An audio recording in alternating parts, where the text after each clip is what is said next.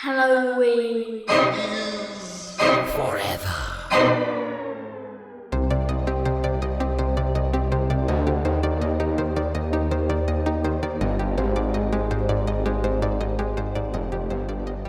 Steve, my boy, how you doing? I'm doing good, Brian. How you doing?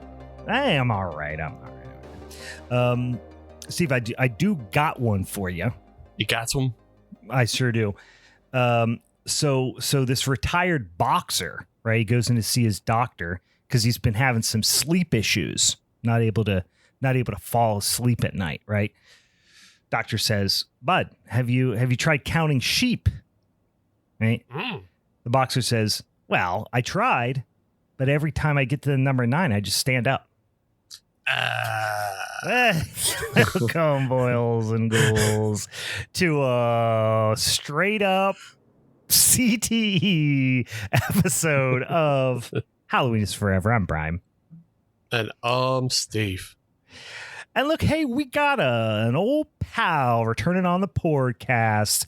Our buddy and reoccurring guest from the Haunted Hangover podcast. We got our pal Louie. Hey, Louie, how are you?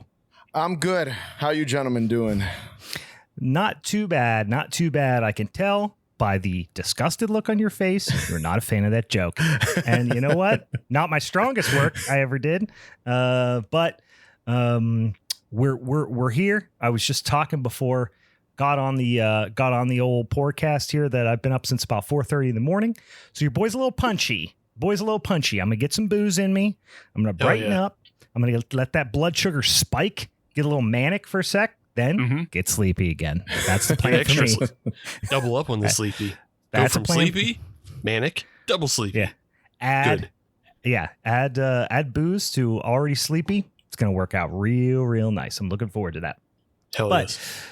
Louie, kind enough to join us for, believe it or not, our July Showdown episode. For those of you who've been keeping track at home, following along, playing the home game, if you will, we're going to be talking about cute but creepy. That is our topic for the lovely month of July, and we'll talk a little bit about what that means in a hot second. But first of all, let's kick it off.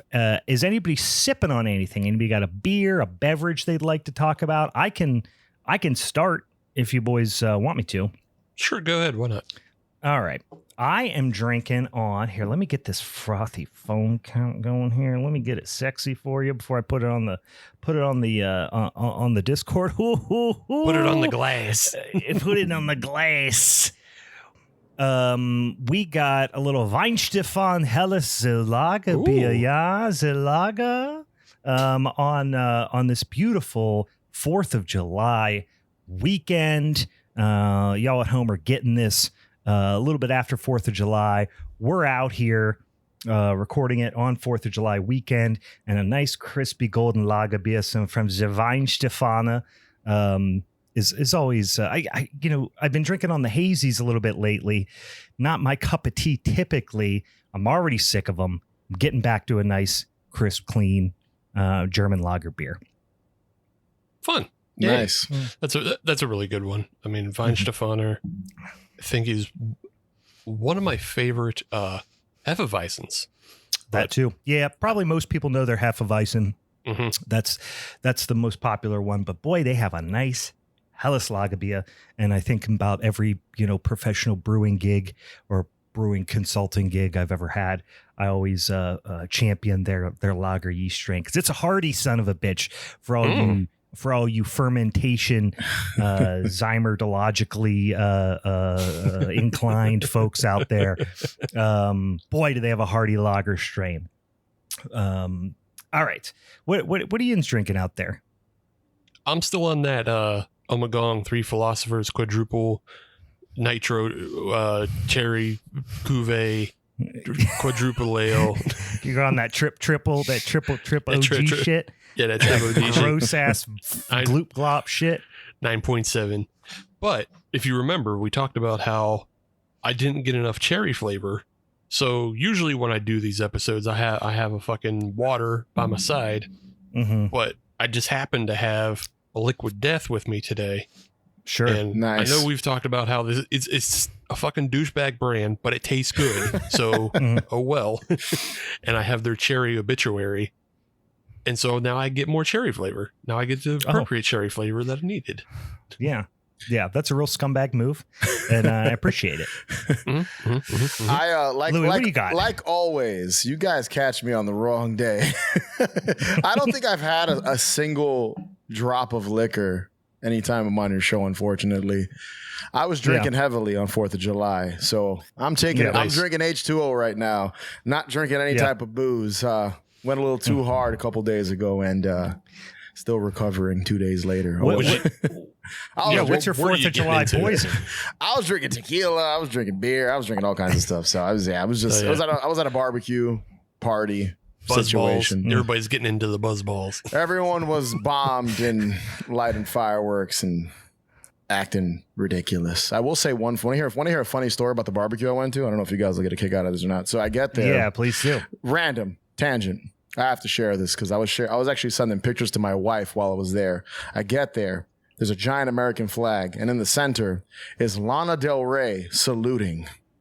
Now, I know you don't know these people that are throwing this party that I'm talking about. No one knew that was Lana Del Rey. I was like, why is this hung up? It was like we were worshiping at the altar of Lana. I'm talking, this was like a giant flag and Lana Del Rey in the middle like that. And I just thought it was amazing. That's what T-Public's for. Yeah, I literally went up to like a couple of people and I was like, what's up with the Lana Del Rey American flag? And no one knew. Half the people, again, did not even know that's who that was. I think it was the only person at the party that knew it was Lana Del Rey on the flag. So I was amused by that. I can confirm not a single Lana Del Rey song was played at this party as well. So that was amusing. I used to have a American flag that had Sam Eagle on it of Muppets fame, which she's kind of my Lana Del Rey. He's kind of my Lana Del Rey in a lot of ways. Yeah, sure. I'm having tummy troubles for a variety of other reasons. I just been eating like a psychopath since the 4th of July. I made a whole mess of al pastor tacos for 4th of July. So I made, of course, a ton of them. So I've been eating just nonstop tacos, like really spicy salsa that I made too for the last like 3 or 4 days. So my stomach's all messed up. And then today we went to a little holiday it's like a food and crafts festival thing in our town, and I decided to have jerk chicken for lunch as well. So I'm just lighting my ass up every single day for the last several days. So my GI tract is screaming at me for eating super spicy food. Yeah, I'm cooking with fucking gas. Rolling that dice, happening. man. Damn. Yeah. Damn, now I'm disappointed in myself because I was running errands and I should have went to Leon's Caribbean. Have you been to that place? No, I've heard many a good thing because I'm a fiend when it comes to jerk chicken. Yeah. No, I have not, but I've heard many people suggest it. Yeah, I wondered if you had been by it because it is by the pinball museum. So, yeah. But when you order wings from them, you get an order of 12 wings. Mm-hmm. It's actually an order of 24 because it's the full wing. Oh, it's the double. It's the full joint intact. Yeah. Full joint jerk chicken wings. And I'm not going to lie, it'll constipate the hell out of you. But also, it's so fucking good. Oh, God, I love jerk chicken. It will fuck you up. It depends how hard they go with the Scotch bonnets, obviously. But yeah. All right, enough about my asshole, you guys. Let's get straight into, well, actually, we got to do a couple of things at the top of the show. First of all, for those of you who are new to the old podcast here, and you might be thinking, hey, who the hell is this guy? Who's Louie? Well, Louie's the host, co-host of the Haunted Hangover podcast. For our listeners out there who might not have heard you on the show before, I'm a longtime listener. If you like our show, I think you're going to like the Haunted Hangover. Why don't you tell the boils and ghouls at home where they can find you and what you got going on before we get too, knee deep into this bullshit and I forget. Yeah, we're really easy to find. We're everywhere. YouTube. You can go to hauntedhangover.com. Links to everything there. We're on YouTube. basically every podcast app. You can Google us. Haunted Hangover pops up. We're not hard to find. You'll see this mug in most places. All over the World Wide Web. Yeah, it's kind of scary when you think about it. I've Googled Haunted Hangover once or twice. I'm like, wow, I hope my address isn't out there somewhere, but but yeah, we're easy to find. We're like I said, I'm sure some of your listeners know about Haunted Hangover, and if you don't, change that quick. Go check us out. If you dig what these gentlemen are doing, you'll dig what I'm doing. Yeah, go check them out over there. Really fun show. Like I said, I've been listening for a long, long time. All right. Last couple of things before we jump into this, before I explain what the hell we're about to do. Most of you know, but I'll explain it anyway for you newcomers out there. Steven, do you want to remind the Boils and Ghouls what's going on over on the Patreon? Because we got some new shit. Got some of that new over there. Yes, head on over to patreon.com/HalloweenIsForever to get a whole bunch of shit that we've been putting out and releasing. I just put up like a new write-up for reviews and some recos for movies to watch. So you can go check that out. There's like 27 pages of that shit that you can all read. I try to be funny. I try to be a little bit more than just a 1-star, 2-star type of reviewer. I don't do it that way. I do it by, is it a must watch? Is it a recommended? Is it a maybe watch? Or is it a don't watch? Just four simple categories. You also get on the Discord. We have near a full house tonight. I guess maybe because we started early and maybe because it's the holiday weekend, everybody had time to jump on to the Discord, and they're here live watching that episode happen live, seeing all of our faces. They can see Louie's wonderful Jurassic Park shirt, and they can see all of Brian's doodads and his wonderful Hellas that he showed to the camera. So you get all of that when you log on to the Patreon. And on top of all that, we just released our 4th episode in our current exclusive monthly podcast series, 90s is Forever. And we were talking about Police Academy 7 Mission to Moscow. Yeah, this, for those of you going, hey, this is a horror movie podcast. What the hell are you talking about? Well, we have, honestly, like 100 hours of Patreon exclusive content between Steve making me watch all the Fast and the Furious movies and then us talking about all of them. Then me making Steve for 10 months watch weird fucking backwards right-wing Christian propaganda horror for 10 months. Now Steve's making me watch fucking completely unfunny, stupid, lost 90s comedy movies that have some sort of horror tied to them for 10 months. This movie is not funny. I will spoiler alert. It's like somebody wrote a comedy movie, like they knew the beats they were supposed to write and they forgot to put the funny into it. But us talking about it hopefully is funny. So yeah, come on over. Give us your money is what I'm saying. Give us your money, nerd. Put your hands up. Give us your money, bitch. And then come on over and we'll give you some things for it in return. It's a lot of fun. Yeah. All right. Now back on over to the to the task at hand. For those of you who are regulars here on the show, you know that we spit out some tasty, sticky, sweet content on the internet every goddamn Monday. But first Monday of the month, every month, we do what's called a Showdown episode. That's what you're in right now. We have a big old spinny ass wheel with about a bajillion topics on it. We spin it 3 times. We get 3 topics. They can be horror subgenres. They can be specific performers. They can be tropes. They can be whatever. We get 3 of them. We throw them out on the social medias at Halloween is Forever or whatever on any of the social media outlets. Like Louie said about his show, you can Google us. You'll find us over there. And then our social media friends and listeners voted. Ultimately, we landed on a winner topic, which is cute but creepy. Then Steven, myself, and our guests pick a movie associated with that topic, and then we have a goddamn showdown. We have a real razzle dazzle about it. We have an old school barn burner. Somebody's gonna get a steel chair upside the head. Somebody might get a fucking diamond cutter out on the cement floor. Ultimately, somebody's gonna take home that son of a bitch championship strap for the month. and to the victor go the spoils, of course. And perhaps they may even submit the other two to a punishment episode, make them watch some piece of shit movie next week. Let me remind everybody.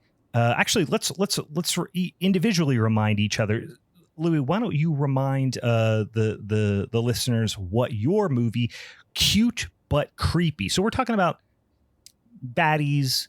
We're talking about characters, whatever. Something in this movie is cute, but also kind of creepy, perhaps a little threatening. So tell the boys and ghouls what movie you picked. So, funny enough, this was not planned because I know I'm wearing a shirt right now. I'm wearing a Jurassic Park shirt currently, so that was not done on purpose. That just so happens to just be perfect timing. But yeah, my pick is from the original, the best, the only one that matters, Jurassic Park 1993, and the Dilophosaurus.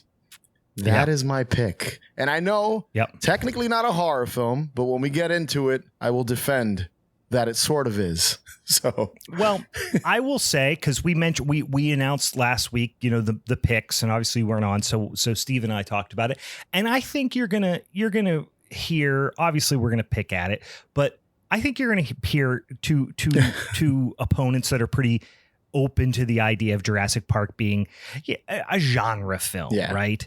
It's a damn monster movie, right? 100%. Yeah, so it's hard to argue with that. It's like saying Jurassic Park isn't a genre film is like saying Jaws isn't a genre film. I always tell people, so I remember going to see it in 93, and obviously the world was a very different place. Internet didn't exist and all that other stuff. Well, the way we know it today, social media, none of that existed. And I remember, when you went to go see a movie like Jurassic Park, you see Steven Spielberg, you think E.T., even though he directed Jaws, but when you're like 8 years old, which I would think I was 8 at the time. Same. You go in, you just think, oh, magical dinosaurs are going to be on screen. I did not anticipate them to start eating people. And, and limbs flying all over the place and things like that. So, in 93, I don't think anyone anticipated that happening. We thought we thought we were seeing a different type of movie, and little did we know it would. And I still to this day will say this: it's the darkest, maybe Lost World a little bit, but the rest of this, like these new films, like one just came out, and I can confirm has none of that darkness or atmosphere or magic that the first one has, and to this day, I don't think they'll ever be able to replicate that. What the first film did, the way it impacted, the way it scared kids, etc. Yeah, they picked not to get too deep into it, but they picked a damn dinosaur. They introduced pretty much the world to a dinosaur. That's like a goddamn stalking serial killer in the Velociraptor for sure. It's terrifying. Yeah, dude. Like the T-Rex eating, and my pick I'll obviously go into it a little more, but like a T-Rex eats a lawyer. Like thrashes him around. Like it's pretty like fucked up when you really think about it. Like, and I just remember just seeing the lamb leg fall on the top of the Explorer. Oh yeah. Seeing Sam Jackson's arm fall on Laura Dern. Like you really think about it. It's like there was blood, there was debauchery. And it's all directed by Steven Spielberg and marketed towards children, which is funny because now the movies are like Disney World, basically. It's like little cute dinosaurs. In the first one, the cutest one is terrifying. So like, don't really. Yeah, they're Marvel movies. Yeah, now, it sucks, dude. Yeah, exactly. It's so the last couple movies are so disappointing. I don't know what they're doing with that franchise. Just my opinion. Milking it for money. Yeah, it's basically Iron as all Man. franchises will be. Well, they have what's his name was like in the last 3, and he's a Marvel guy, right? Now you got Scarlett Johansson in the new one. So like, yeah, you're right. Marvel is also Marvel, right? So, yeah. So yeah, front and center. All right, Steve. Remind everybody listening at home what's your pick? Yeah, I'm not on this big budget Marvel bullshit. I'm on a little film from New Zealand that was released in 2006 called Black Sheep. It's a very simple, easy thing to digest the idea that sheep are cute, and then when you turn them into zombies, they become creepy. And so my film hits a lot of different ways to be cute and creepy at the same time. And so, I'll obviously talk about all those, but yeah, it's just a simple like elevation of films that came before it, including Night of the Lepus, and also there's a lot of Brian's film in my film as well. So it's those early, making household animals dangerous, in my film as DNA. So yeah, we'll talk about it though. All right. You know how there's dang old Dracula, right? And then there's son of Dracula, Dracula's daughter, that sort of stuff. Yeah. Now imagine if there's Dracula's dog. That's all it is. Yep. I'm talking about Zoltan, Hound of... Wait, is it Hound of Dracula? It's Hound of Hell. No, it's Hound of Dracula. There is another movie. There's another movie called Hound of Hell. Yeah. It's Zoltan, Hound of Dracula, or AKA what I refer to it as, Dracula's dog, from 1977. It's very straightforward. Like Steve said, it's very straightforward. Imagine if a dog was a dang Dracula. Yeah. That's what we got. That's 100. That's all it is. And boy, howdy, there's a little bit more to it. I want to say that's all it is. There's a little bit more to it. There's a ton of Dracula dogs. I'm excited to talk about it. So let's jump into it. I believe, Steven, correct me if I'm wrong, I get to pick the order in which we talk about these movies. Is that accurate? You do. All right. So here's what I'm going to do. I'm going to say, Steven, you kick it off. Okay. And then we'll let Louie jump into it because it's impolite to make the guest go first. And then I'm going to bring up the rear, talking about damn Dracula dog. How's that sound? Sure. Dracula dog. Sounds good. All right. Steve, kick us off with Black Sheep from 2006. Yeah. It's been a year since Louie's been on, so yeah, it is unfair to make him go first. So I'll go first. Like I said, Black Sheep was a film from 2006, filmed in New Zealand, and the film has like a budget of $5+ million in 2006 New Zealand buckaroos or whatever they have down there. But didgeridoo dollars. Well, no, that's Australia. I call it. Oh, yeah. Sure. Dollary dues is what Australia works off of. Dollary dues. That's what I meant, not didgeridoo dollars. That's a didgeridoo. You can see where the confusion might come up. Yeah. And you know how much New Zealanders hate to be compared with Aussies, so they do get pissed off about that. Yeah, they don't love that. But yeah, the film's from 2006. It's directed by a director by the name of Jonathan King. He hasn't directed a whole lot since this. Like, he has a couple other genre films to his name, but he actually did announce in November of last year that they are going to start filming Black Sheep 2 this year. Really striking while the iron's hot there, huh? Yeah, well, hey, who knows? They fucking 28 years later just came out after how many years? So maybe it's good to let the franchise rest for a while until you get a good original idea. Sometimes it takes 20 years. Are people really clamoring for a Black Sheep 2, though? I was going to say, one's a modern classic, and this is a mediocre horror. Yeah. So I was like, wait, they're really bringing that one back, huh? Okay, whatever, to each his own. The real charm of Black Sheep, look, yeah, it is a paint by numbers monster movie film. There's no denying that. And it is silly, and it has a bunch of fart and dick humor, and that's fine. That was the style of 2006 is fart and dick humor. Was the style. Yeah. I had onions tied to my belt, as was the style at the time. At least the film aged well enough that it's not full of weird racism and homophobia. The worst they get into is sheep fucking. Yeah, but the bestiality was still funny back in 2006. Yeah. But the real charm of the film is the fact that, one, almost every effect is practical.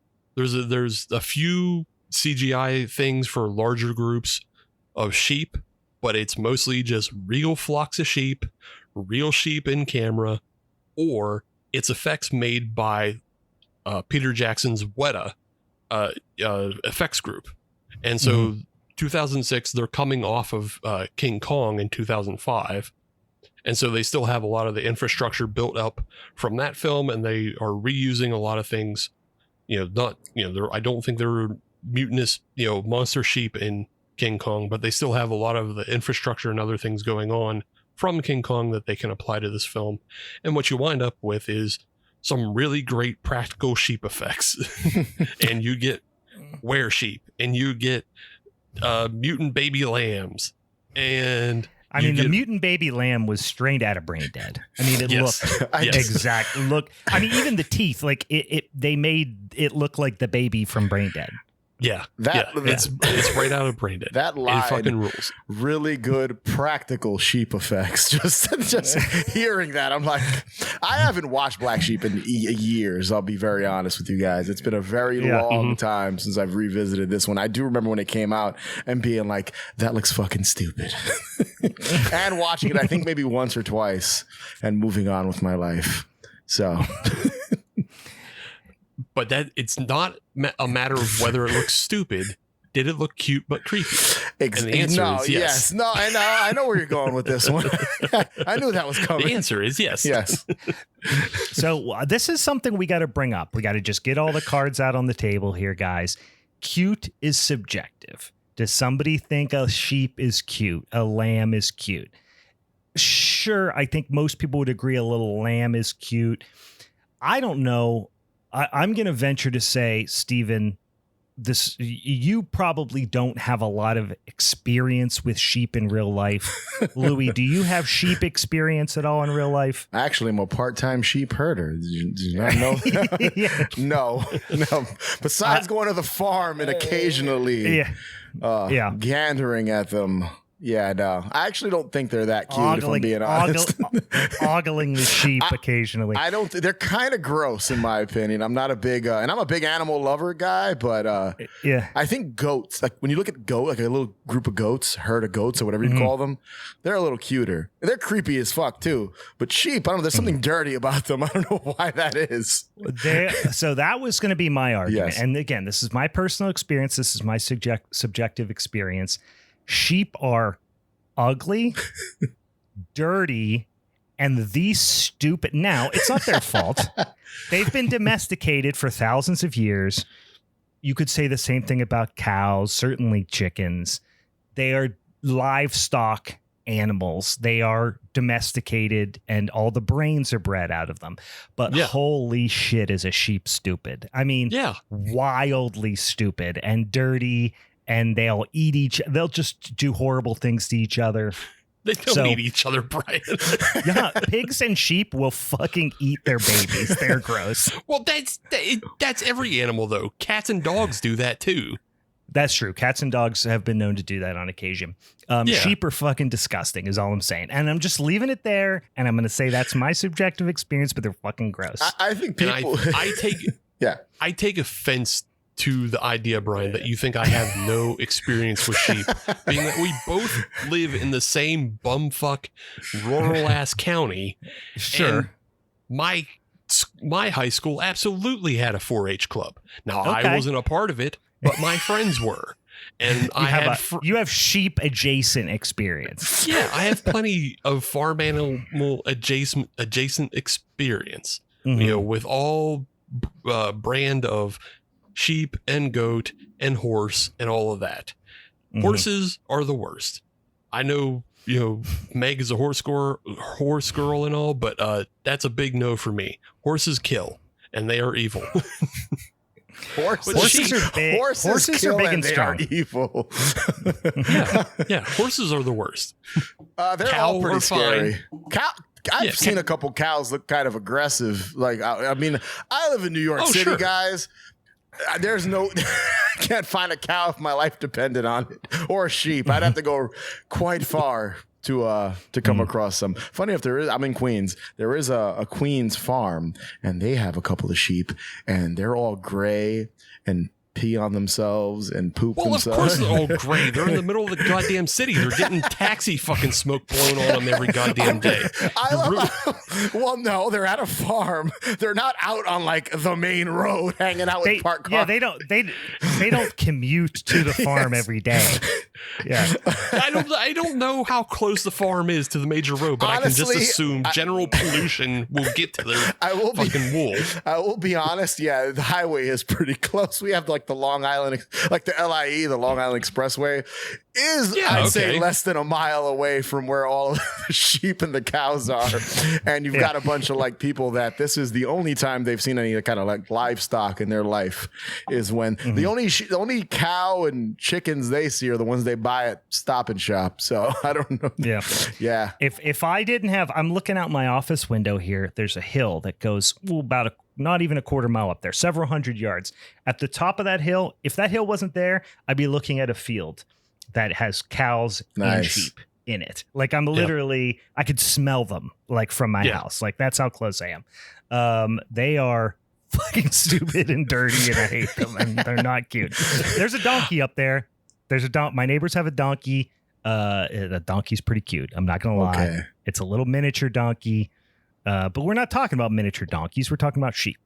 Yeah, miniature donkey's fine as well. Look, they're all going to smell of some sort because they're all barnyard animals. Sure. But my contention is that sheep, their stupidity is actually in their cuteness. Everybody wants to go on the internet and they say, oh, look at my doggo. Look how dumb he is. Oh, look at my cat. My cat only has the one brain cell. Oh, it lost his brain cell. So everybody keeps jacking off over how fucking funny their dumbass animal is. Well, sheep are dumb as fuck. Yeah. And so you have to accept that as part of their charm. And of course, yes, they're dumb as hell. And you even see it on camera when they're filming the sheep. The sheep they look like wall-eyed idiots. Like that's part of the charm of the film is that when they show a sheep coming down the hall or they show sheep just standing in the field staring somebody down, in the context of the film, yeah, it's creepy because, oh, they're being approached by the killer. But then you look at the killer and its eyes are going two completely different directions and you go, what about that? Yeah, I mean, I get that. There's nothing scary about a sheep. Like it's right. Yeah, it's just like I don't think there's I mean, I could be wrong in the history books. I don't think there's anyone that's been slaughtered or murdered by a sheep. Oh, you think so? Here. Yeah, how many people a year get killed by vending machines? Somebody's been killed by a sheep. Oh yeah, for sure. Any type of animal, someone has accidentally been killed by him. For sure. How does a sheep kill somebody? I don't know. Sheep. Maybe a herd of them. Maybe like get trampled.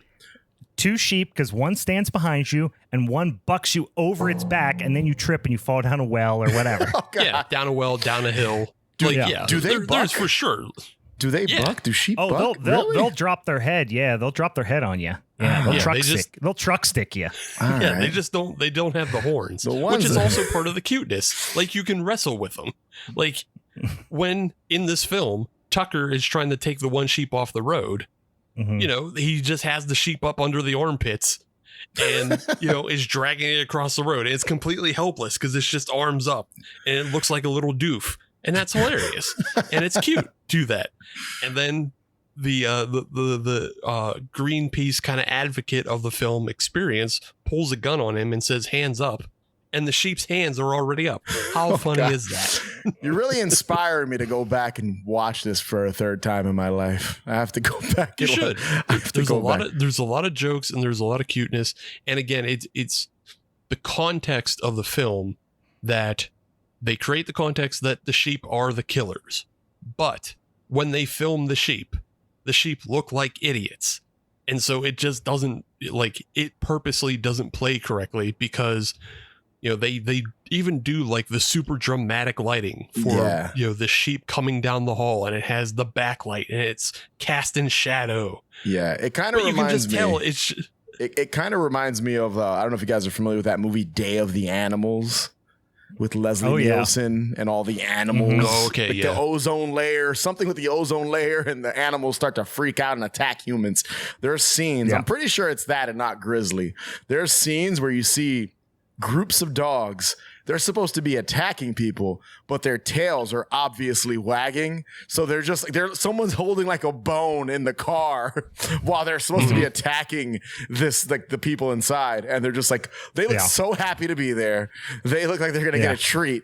It's the funniest thing. So I'm guessing, if I remember correctly, I think Black Sheep kind of works the same way, where it's like the real sheep are clueless, dumb. Oh, and then the fake sheep is the menacing one. Yeah, there'll just be a clip of just a bunch of sheep just kind of running across a field, but they'll put menacing music to it, and it's like, oh God, here they come, you know. Amazing. Which you got to do that with do that with any animal actors, obviously. Unless you put someone in a suit like Cujo, which I will say, best animal actor in a horror film still to this day is the Cujo dog, like the Saint Bernard. I think it was also a Rottweiler. They switched between the two, but like there are scenes in that movie, and I'm sorry I'm going off on a tangent. We're talking about animals that are supposed to be threatening and aren't, but Cujo, that dog was menacing. Dee Wallace was in peril that entire film. So. Have you seen Dracula's dog? Because we're about to get into some grade A animal acting. I have seen that, but like Black Sheep, it's been a while. I know exactly. I'm visualizing the dogs you're talking about. So yeah. But you know, the other thing they do for Black Sheep, as far as like making them more menacing, is that they establish a character in our main character who has like a traumatic event linked to sheep that makes him afraid of sheep. Our main character Henry is, as a kid, he has a pet sheep, and then his brother kills, skins, and then wears the skin of the sheep to give him a jump scare and terrifies him while he's covered in a sheepskin and covered in blood. And then then they both find out that their dad died at that same time. So it becomes a sticking point for Henry that all sheep, that he's tied them to this traumatic event. So even when they're just being dumb and stupid and just standing around, it is scary for him, which helps contextualize it a little better for the film. But, it's a great intro shot of Henry coming back to the farm after 15 years, and he's stuck in this cab that is surrounded by an entire flock of sheep. And they're all just jumping on top of each other and, looking dumb. And they're not even doing anything to him. They're just existing as a big, dumb flock of sheep. And I think, it's cute, but it's contextualized as somewhat scary, at least for that character at that time. So. Okay. And then we can talk about the one really cute but creepy thing is the evil lamb fetus puppet, right? Which skews far more creepy, but it still has the cuteness to it because it is, like you said, it's straight out of Dead Alive. It is just a little puppet that like is gooey, and it moves its mouth, and I think it has some eye armature as well to like make it look like it's trying to blink. But you get a couple scenes of this thing falling out of a vat of goo and then bites a guy on his ear. And then you have just, like the Dead Alive scene of, the baby, like he's just swinging it around, hanging off his ear, and it's stretching his earlobe out. That's great. But it does satisfy the cute but creepy. And then it later attacks another sheep, which is how you start this zombie-like apocalypse. Yeah, I don't think I've ever had, and my ignorance probably comes into play here, but I don't think I've ever seen a New Zealand horror movie that didn't feel like dramatically impacted by Peter Jackson. Like, I understand he is like the horror guy who came from New Zealand, right? Mm-hmm. But this movie, obviously same effects company and everything, but there is a New Zealand aesthetic, especially when it comes to like the cartoonish gore, that I feel like not just movies that share the same effects studio and have Peter Jackson's fingerprints on them. I think that's just yeah, not surprising, but they all feel like they bear those same fingerprints. Yeah, I agree. Yeah. Yeah. Is Deathgasms from New Zealand as well, right? Yes, it is. Yeah, because that also, yeah. that feels like a bad taste kind of homage with like metalheads, basically. Mm-hmm. So, Yep. Yeah. It's Hey, another good example. it's the cultural impact. yeah. You know, you have to consider the fact that Peter Jackson was so big for that island, he broke out of the island and then came back and then bought the island to film fucking 7 movies on it or whatever, you know? Yeah, So- I mean, listen, he'll go down as one of the greatest directors of all time for sure. So yeah, I can't take that away from him in general. Besides, him being from New Zealand. So Yeah, I don't know if he has a statue, but he should. Shouldn't he? Like somewhere on. Didn't they New Zealand? keep his sets built like the Shire or whatever from Lord of the Rings? Or can't you visit them? Like they made them a tourist trap out there where you could go and just I'm walking like a hobbit by his little home or whatever. So that goes to show you what else is going on out there. Peter Jackson. There you go. Mm. Yeah, that you got to keep the tourism. Exactly. So yeah. Also, just back to Brian's point about the sheeps being dirty and fucking stinking and shit. Like, yeah, okay. In real life, they fucking smell. But we're watching a movie from the safety of our home. So you don't smell the sheep in this movie. Also, they make a hot sheep. Wait, and you have to imagine. They do make a sexy. I don't they try remember to make this a at sheep all. feel pretty sexy. Well, the brother bangs sheep, right? That's I remember that detail. Yeah. And he's got kind of a real babe of a sheep. Yeah.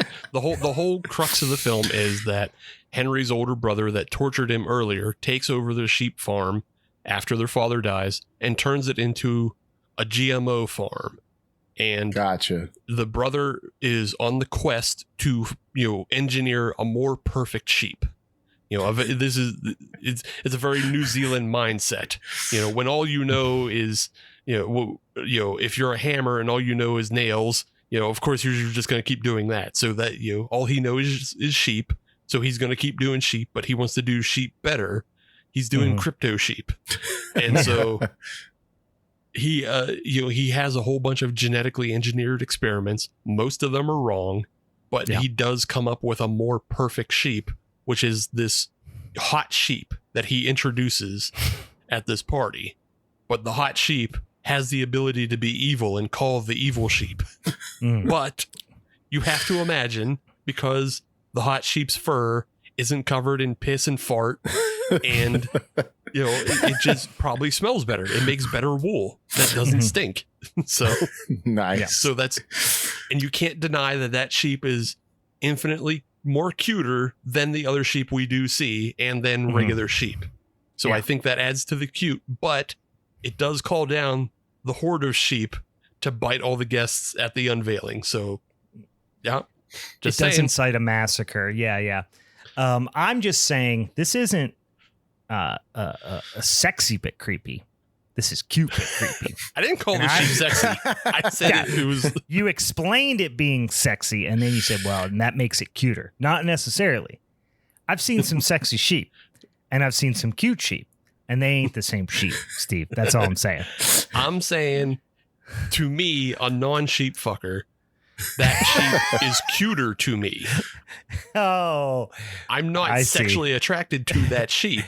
Sure. But I can recognize that sheep is cuter. The same way I can recognize Timothy Chalamet is cuter than Steve Bannon.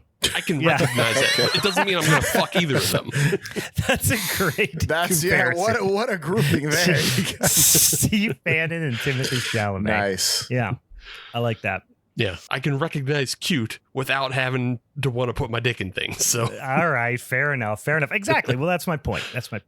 Yeah. So that is in general my kind of pitch for this. I just do want to point out that even though I think we're taking the actual cute but creepy aspect into this, I want to point out that I believe my film is also better than.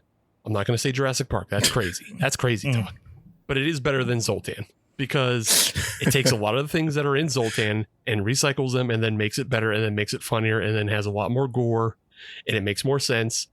It has a sheep going over a cliff, just like Zoltan has a dog going over a cliff. I mean, this is Zoltan. Like, they ripped off this movie. Yep. But I'm not even going to get into it. I'll save my argument. I'm not going to let you bait me into it right now. The dog in my movie, the border collie, far cuter than all the other dogs in your movie. Oh, wow. I mean, that's a bold statement. There's a couple cute dogs in my movie. I'll say that bird dog with the homeless hunters, the bum hunters. That's the cutest dog. That's the cutest dog of your movie. Yeah. I think there are still generally more cuter dogs. There's a little tiny puppy with fangs. It's a germ. Yes, it's fine, but it's only cute for a little bit. We can talk more about this when we get to your film, because I do have a question. That's relevant, but okay.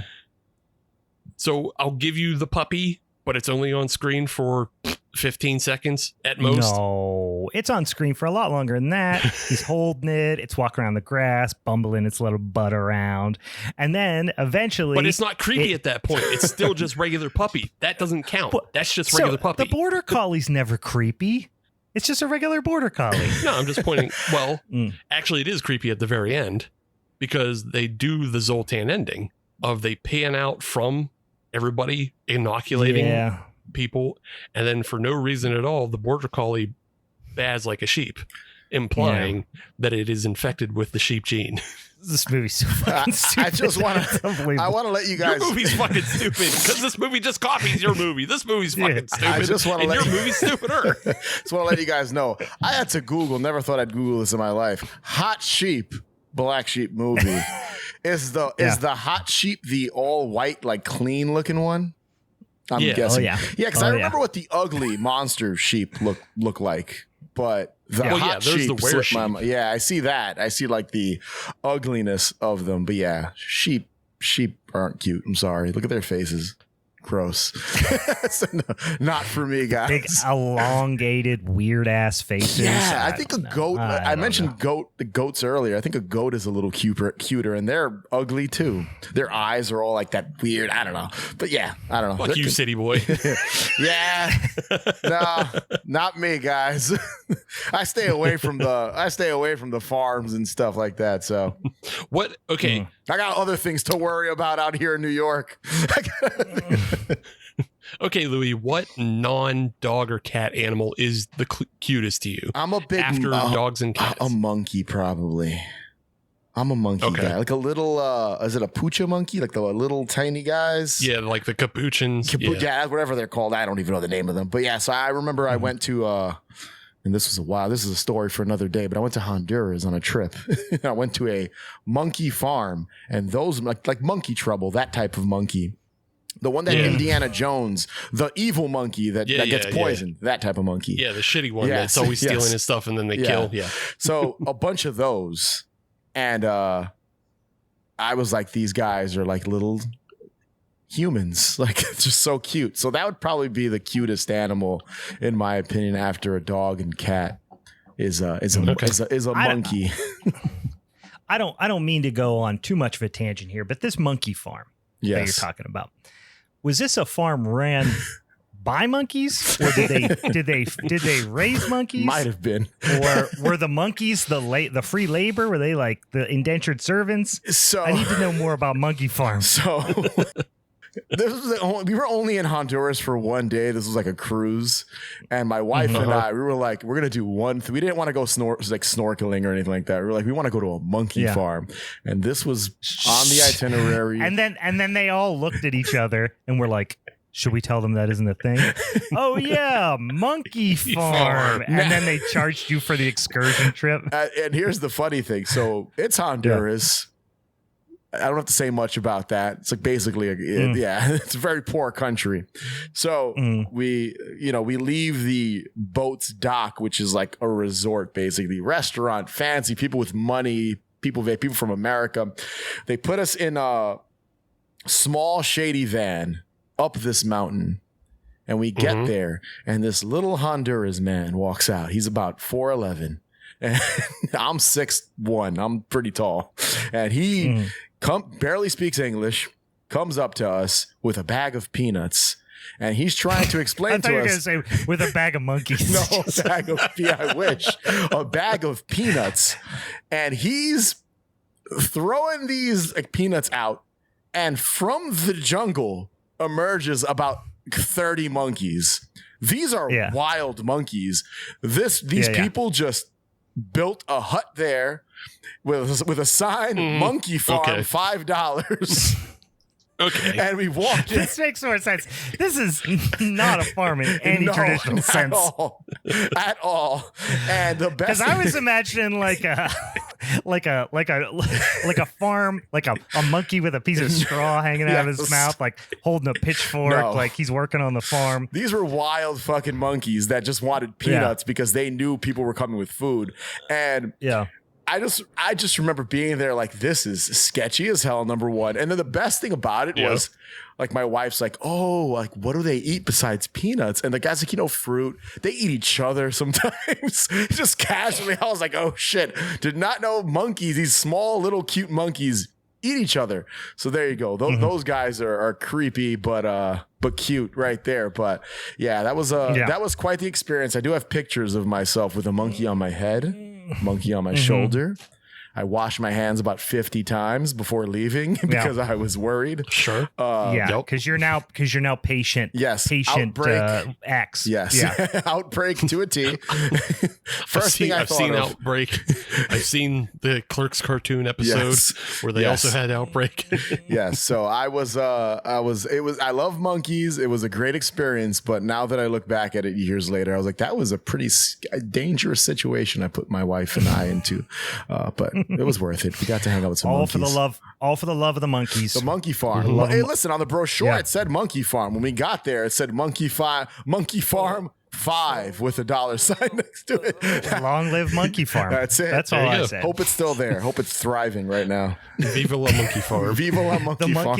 The monkeys have taken over. It's a full animal, because you think Monkey Farm, I immediately think Animal Farm, and the monkeys have taken over. Yes. And it's a whole. They're the tour guides now. They're the people walking. Yeah. Just a small little monkey with a pouch. They have that short guy, that Honduran guy. They have his head on like a pike, they display.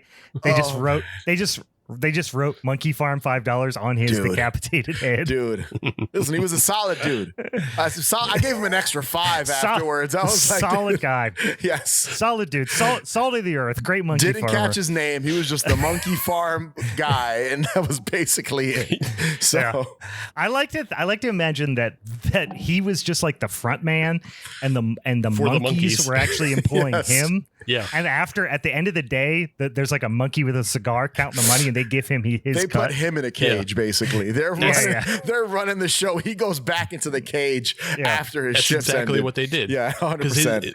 What happened is his dumbass built a house where all the monkeys live, and then they came in and they started, slapping on a sign, and they made him write Monkey Farm, and then he gets the $5. The $5 goes to the peanuts that feed the monkeys. And it just happens that way. Yeah. He has no control over the monkeys. They control him. It's a self-fulfilling economy. He woke up one morning and it was like Gulliver's Travels. He was just tied down, all the monkeys all around him. And they were like, we got a business proposition for you, man. They're just screeching and pointing at pictures of peanuts and bananas. Yeah, it took a long time for him to figure out what they meant by that. But shout out to Hector at the Monkey Farm in Honduras. I'm just giving him that name now. R.I.P. Hector. R.I.P. Hector. R.P. Hector out in Honduras on the Monkey Farm. All right. Let's shift it on over. That was Stephen talked about Black Sheep from 2006. Louie, tell us what's so damn cute about Jurassic Park. So specifically the Dilophosaur, because I would admit the T-Rex, they've made him cute. The raptors, they became cute with like Blue and all that nonsense. The little baby raptors out of the Jurassic World movies or whatever. So I'm picking, I don't think I need to introduce Jurassic Park. I think everyone listening to your show knows what Jurassic Park is. But I'm going with the Dilophosaur. And there's a couple of reasons why. Now, I alluded to it earlier, how Jurassic Park, when I went to go see it, I thought it was terrifying. I'm 8 years old, 8 years old. My mom takes me to the theater. I'm expecting, oh, look at the dinosaurs and, kids and Jeff Goldblum, all that. And just happy-go-lucky dinosaur theme park. 8-year-old, like all the other 8-year-olds, you're there for the Jeff Goldblum. Yes. And Sam Neill. But going to see the movie and seeing what it became, like we talked about earlier, and how horrific it got. That one scene, and to kind of lay the scene out. So you've got Wayne Knight, Dennis Nedry, who's basically the human antagonist of the film. His plan is to steal a bunch of embryos for a competing company who wants to make their own theme park with dinosaurs and clone them and do all that stuff. And his big plan is to shut down the power in the park, which causes all kinds of chaos, and other people are slaughtered and murdered and eaten, and John Hammond is all upset and realizing this is a bad idea. But Dennis Nedry goes out with his Barbasol can filled with all these embryos, tries to make goes in his Jurassic Park van, or not van, Jeep, and tries to make his way to the dock where the ship will take him back to the mainland. And what ends up happening? My dude is blind. He's wearing glasses, and it's pouring rain because there's also a storm that's happening during this power outage that he made happen. He crashes. I believe he just kind of dives into like a small waterfall, and he's trying. He goes off the road. Yeah, right? And we should say this is Dennis Nedry. We mentioned this is Newman. Yeah, it's from, Newman from Seinfeld. I was going to get to that. Wayne Knight Newman. Yeah, Wayne Knight Newman. Also, Basic Instinct. He was in that scene, the infamous scene. It's also Micro from Punisher Warzone. Yes, of course. We do 6 degrees of Punisher Warzone as much as possible. But yeah, so Dennis Nedry, Wayne Knight, Newman is trying to basically, his car's stuck. He's using a cable to wrap it around a tree and kind of pull himself with it. What happens? He hears a noise. He's frightened. And a little dinosaur, I'd say about 4 feet tall. It's a small dinosaur. It's not as big as a raptor. Definitely not as big as a T-Rex. Pops out. It's making all these little cute noises. And he's looking at it like, oh. And the whole scene plays out. He is so good in this scene. I know I'm going off, but he grabs a stick. No, he is. He makes the whole scene. Yeah. The physical acting too of him makes him he makes himself feel very vulnerable. Yes. He's just like the physical performance. I didn't rewatch the whole movie, although I've seen this movie 100 times, right? I was obsessed with it. I think we're like the same age. It came out when I was like 8 years old. I had all the toys. I was obsessed with this movie. But I just rewatched this scene, and I have taken for granted how great of a physical performance he's giving. Dude, he's like flopping all around when he falls, and he gets sprayed with the acid, and we'll get to that. But and with him specifically, and when the dinosaur reveals itself to him from behind a tree, and there's some other stuff about, and I don't know if you ever picked up on this. You guys picked up on this scene, but so he's standing there. The Dilophosaur pokes its head out. Really cute dinosaur. And he grabs a stick. And he's like, I have no food. He just thinks, oh, the dinosaur wants something to eat. I've got nothing. So he grabs a stick. And he tries to throw the stick like a puppy. He throws the stick behind the dinosaur. I love that the dinosaur turns its head, looks at the stick behind him, and then looks back, or her, because it's a female. All the dinosaurs are female. And then looks at Dennis Nedry, Newman. And he's like, I'm going to run you over when I come back down the hill. Like, the dinosaur. Just to reiterate that he's a prick. Yes. He's a garbage human being at the end of the day. And the whole reason the film is happening and why all this shit's going down is because of his character. Now, a little backstory. So you see how cute the dinosaur is in this scene. The real Dilophosaur wasn't anything like it's depicted in the film. So Yeah. I remember when I learned that as a kid, heartbroken. Yeah, it's a bummer. Absolutely heartbroken. It's like they did this for action figures. Like the studio or the writers were like, we're going to make this a cooler dinosaur. I believe the story goes that they wanted to separate it from the raptor. They didn't want people to confuse them. So because it was the Dilophosaurus was a pretty big dinosaur. Yeah, compared to the way it is not in the like film. T-Rex big, but it's big. And yeah, they didn't want it to look that much like it. And as a kid, listen, I was into Jurassic Park because it's a great movie, but also I just like some dinosaurs. Well, of course. So I was like, oh, I feel like I'm seeing them come to life. You know what I mean? In a much more like high budget way than I would normally in, Ray Harryhausen movies or whatever, you know? Mm-hmm. So when I saw this, I was like, this is unbelievable. Like we're seeing texture. It's doing other stuff besides just shaking its head and roaring. And then when I learned that this, like, everything about the Dilophosaurus was made up, I was like, God damn it. And what's so great about the movie is they tease this dinosaur earlier when they're initially on the tour. They pass the paddock with the Dilophosaur. They see the sign. They hear the narration in the vehicle, but they don't see it. So I do like the foreshadow that it's the dinosaur that kills the villain in the film. So Newman goes back to his Jeep. The Dilophosaur gets closer, sprays. So he's looking at it. It has frills, which is what they added for the film. It doesn't have that umbrella. It doesn't have frill. that collar thing. I think it's called a frill, if I remember correctly. They added. Well, you can't prove it doesn't have that. Well, because it wouldn't have been part of the. So it may have had it. Who knows? Maybe. Maybe they all had it. According to science, it didn't have it with what I've read online. But it's got the. It seems pretty. What you read online, what you did your own research with, sounds sus. Very sus. So it's got the frill, which I think is iconic. I remember that being on an old McDonald's Jurassic Park cup. I don't know if you guys remember the old. For sure. I had the toys. I remember it being on the toy too. And funny enough, I mentioned my shirt. I'm wearing a Jurassic Park The Ride shirt. And that dinosaur is also on the ride as well. Both versions, Orlando and California, Hollywood. But the dinosaur... Did it spit water?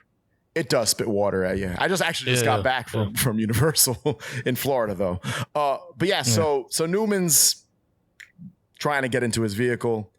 And the Dilophosaur shows up. He's looking at it. Again, the frill opens up. It shoots out a black acid that's supposed to blind you, I believe, and disorient you. He gets up. He's grossed out by it. He runs up to his car. He's rushing. He's scared. This shit was terrifying as a kid because the dinosaur up until this point is small, very cute. You're thinking it's a baby dinosaur. In reality, it's this carnivore that wants to tear this dude apart. And now here's where it gets really fucking terrifying with this animal, with this dinosaur. Newman enters the Jeep, closes it behind him, and another Dilophosaur is in the Jeep. I actually read this recently. People think it's the same one. It's another one that entered his Jeep while he was doing the other shit with the other, like trying to get himself out from being stuck and dealing with the other one that initially attacked him. That shoots the acid into his eyes, blinding him. And then we get this great wide shot of the Jeep shaking and him being fucking ripped apart inside of the Jurassic Park Wrangler. Like I said, seeing this scene as a kid in theaters scared the shit out of me because it went in a direction I didn't know it would, considering how small and cute the Dilophosaurus is, and the scene itself is pretty funny and kind of cute, the way he's trying to get its attention, trying to get it to go away like a little animal, like, oh, go away. If you see a cute little kitten or something, you're like, oh, go, I'm gonna run you over, I'm gonna hurt you, basically.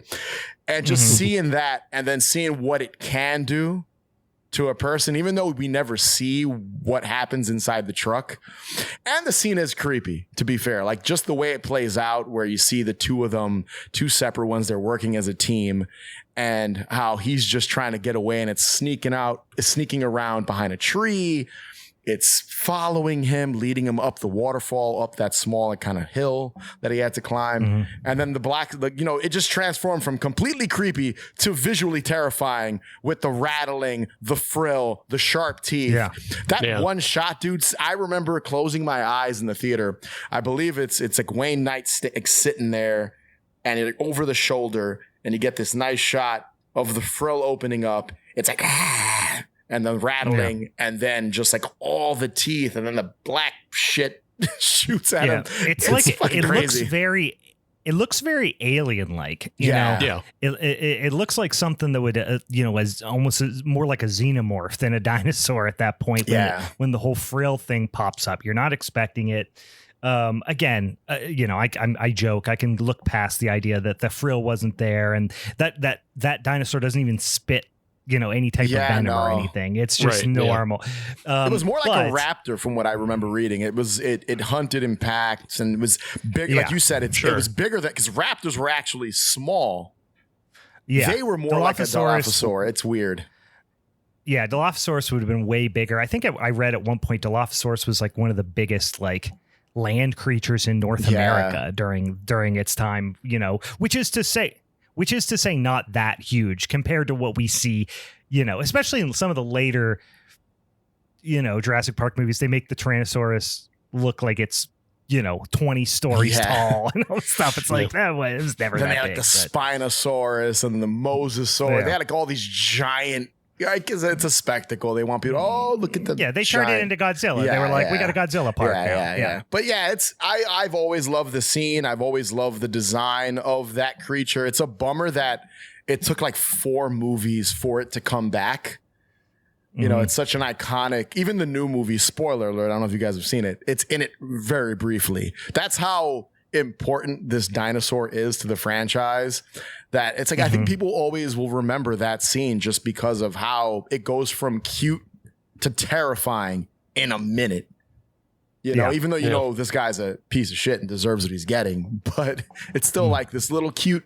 I even think he says like, you're not so bad. You're not like one of your big brothers. So he thinks it's like a young dinosaur, but in reality, he's also very aware of like the Velociraptor and the Tyrannosaurus. And then they do not to defend your movie, but also they do a lot of work with the sound design. 100%. Because when the Dilophosaurus is first introduced, it like makes these like little bird chirping noises. Yes. So it sounds completely non-threatening. It's just like making bird chirp noises, but that is something a predator would do to lure prey.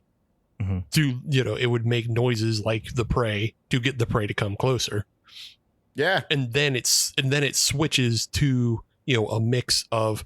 I mean, this is just a great thing about Jurassic Park overall is like the way they just design the sounds for everything, because we also remember how iconic the Tyrannosaurus Rex roar is. But it switches to this hissing and rattling shake, so it instantly becomes a predator. You start thinking of, big cats and rattlesnakes at the exact same time. You're just like, oh no, he's in definite trouble now. It's like a weird combination of sound, because you said it's like the hissing, it's like hissing, growling, the rattling. It's and what was the T-Rex? Was it like a lion or something? Or a lion's roar, I believe. Yeah, that was more like a roar. Yeah, it's like a lion and a whale, something crazy like that. Elephant. Yeah, or a lion and an elephant, I believe, is how you get the Tyrannosaurus. Yeah.